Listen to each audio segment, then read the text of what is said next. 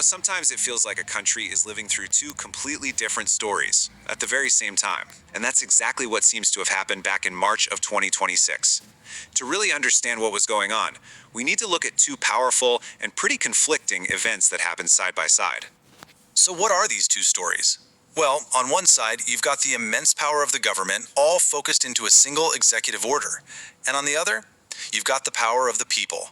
A massive protest that organizers say brought 8 million voices out into the streets.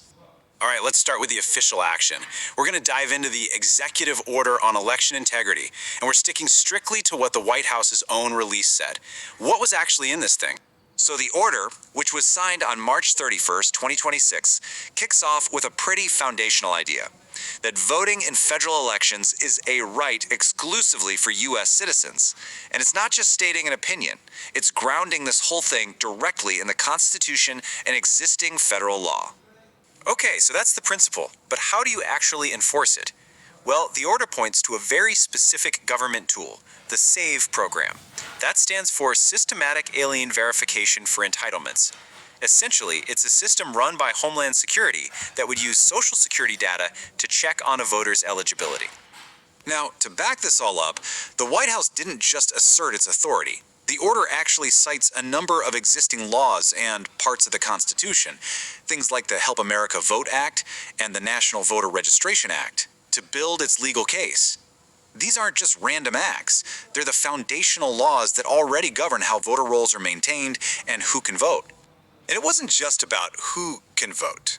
The order also got into the nitty-gritty of how some people vote, specifically by mail. It called for new security measures, things like unique barcodes on ballot envelopes. The stated goal here was to create an auditable trail to confirm that only eligible citizens were receiving and casting ballots. Okay, now let's switch gears completely, because just 3 days before that executive order was signed, a totally different story was playing out on streets across the nation. This was the No Kings protest of March 28th. To really get a handle on this movement, you have to start with the scale. Organizers claimed 8 million people took part. Now, if that number is even close to accurate, it would make it the largest single-day protest in the history of the United States.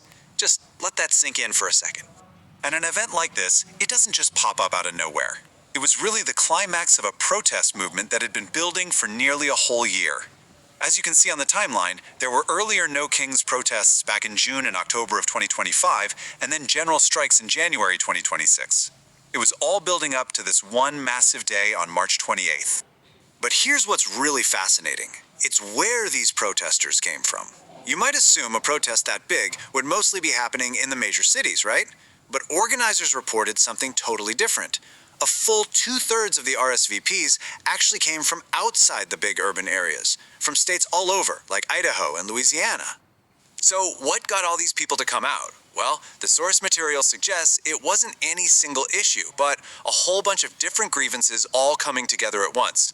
Yeah, when you look at the reasons stated in the source, it's clear this wasn't about just one thing. People were protesting a whole range of issues, everything from foreign policy, like the Iran war, to domestic stuff like ICE operations and government shutdowns. But it also went deeper, to a general loss of faith in institutions over the handling of things like the Epstein files. It all seemed to come together under this broader fear of what they called democratic backsliding and authoritarianism. Okay, so we've got these two powerful parallel things happening. Now let's put them right next to each other to really understand what was going on in this moment. So on one side, you have the executive order, and it explicitly says its purpose is to maintain public confidence in elections.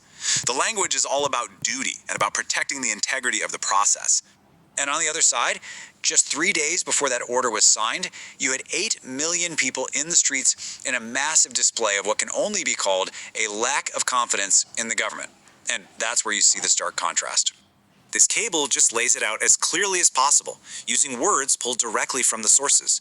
The government says its goal is to make sure only citizens vote. Protesters are opposing immigration policies. The government wants to maintain public confidence. Protesters are worried about democratic backsliding. It's like they were having two completely different conversations at the same time. Any official reaction to this historic protest? Well, according to the source, the administration's public response was essentially a dismissal. One official was even quoted as saying, "We do not think about the protest at all." So all of this leaves us with a huge unanswered question. What we're looking at is a snapshot of a nation telling two completely different stories about itself at the exact same time. You have a government pushing forward with its agenda, while a huge portion of the population is marching the opposite direction. And that really brings us to the fundamental question this moment leaves us wrestling with. It's a question that hits at the very core of how a democracy is supposed to work. When a government and a massive part of its people are heading in completely opposite directions,